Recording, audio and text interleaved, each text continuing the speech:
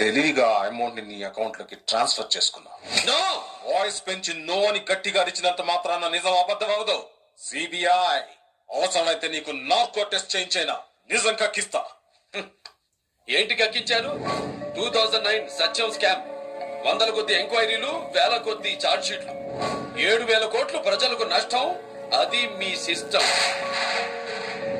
2010 2G spectrum scam, same to same, 1,75,000 కోట్లు ప్రజలకు నష్టం. అది మీ సిస్టమ్.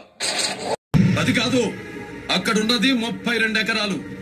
ప్రతి 20 గజాల్లో ఒక గుడిసె వేసుకుని 8,000 కుటుంబాలు బతుకుతున్నాయి.